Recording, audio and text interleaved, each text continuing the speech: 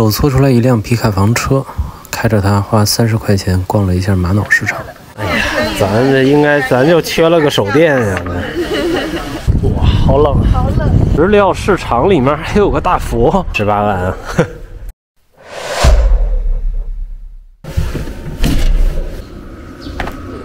现在开着柴暖呢，哇，好热！今天是3到10，哦，比昨天又降温了一大截。刚把车停在路边了，早晨来公园溜达一圈，就是比较清冷的这种温度，现在会觉得轻微的凉飕飕。今天的计划呢 ，Carrie 是想去宣化这边的宝石谷。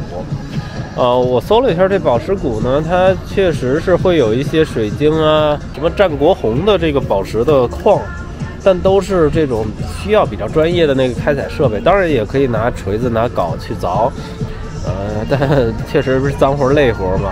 这个地方以前是比较小众的，但后来很多这个亲子呀、家庭啊，周末经常去挖，然后加上大的这个有施工回填。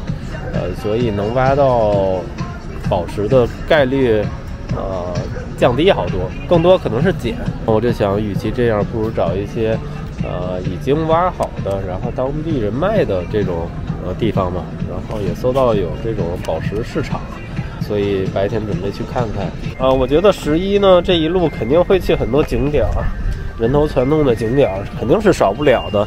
但是我觉得比较生活化的这种感受。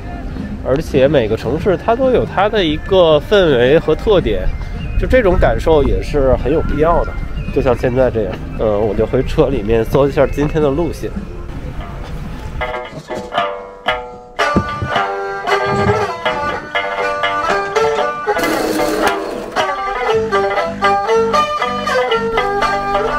把昨天晚上剩的饺子热一下，过会儿车上吃当早饭了。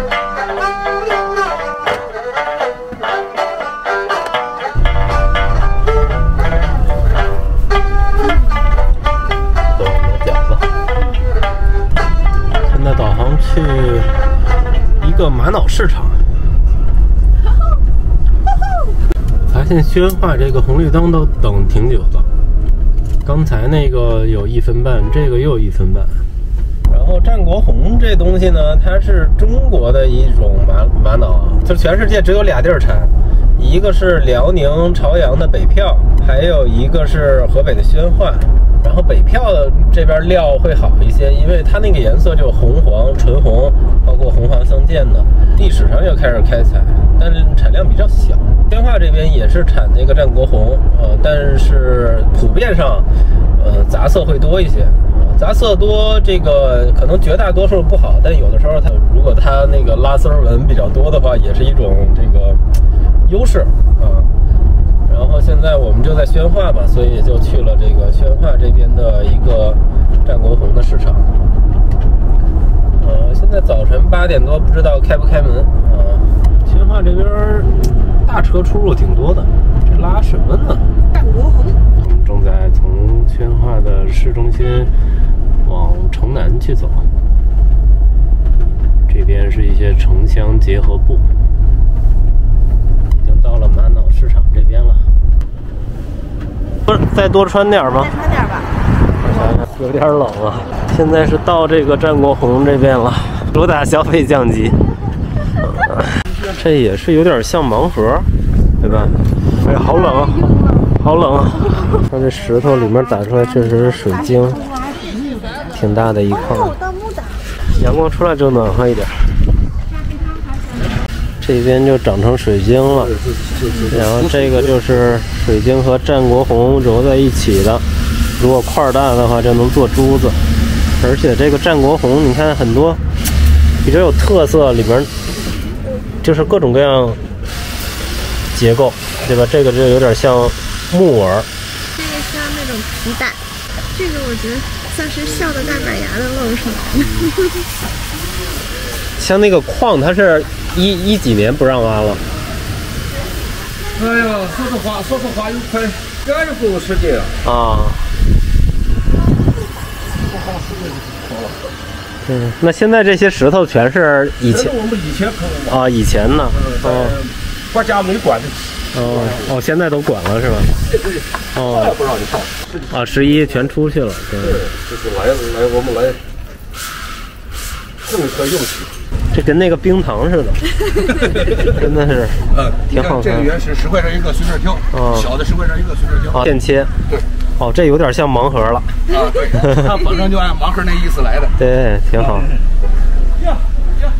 对，这个里面其实这个里面就露出来了，有的就露出来了，有的就是直接全部露出来了。小的哪个就是那红色的是吗？这开盲盒了。这还要先磨刀。贵客来了，不给你磨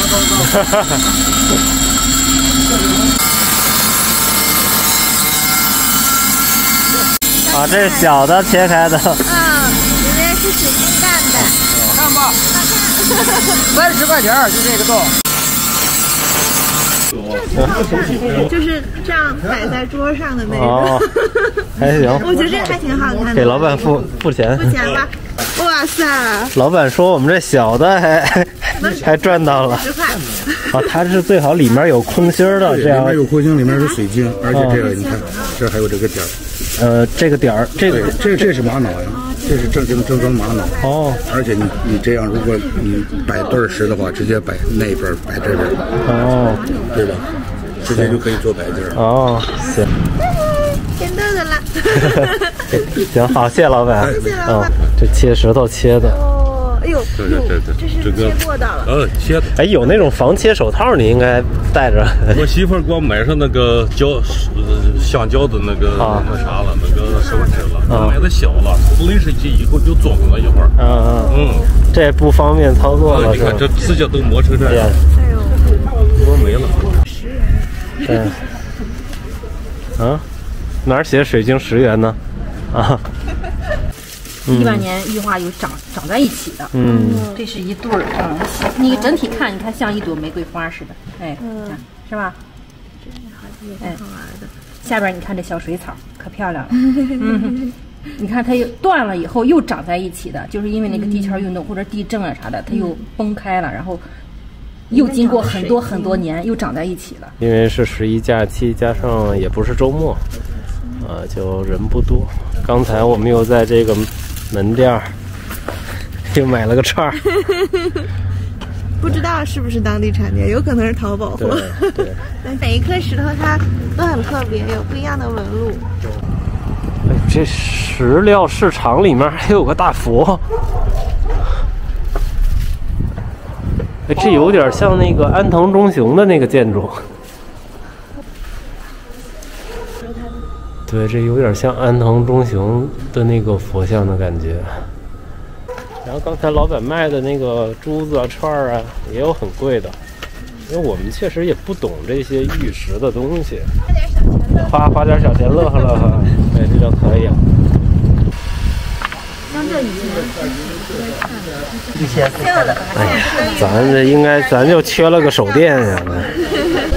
看我这眼神儿，是吧？你赌一颗这小袋吧，这小袋颜色好啊。哦，它这里面是能看见红的了都。你出东西了，我可以给你做活，做活你留下那个地址啊，我可以给你发过去。哦。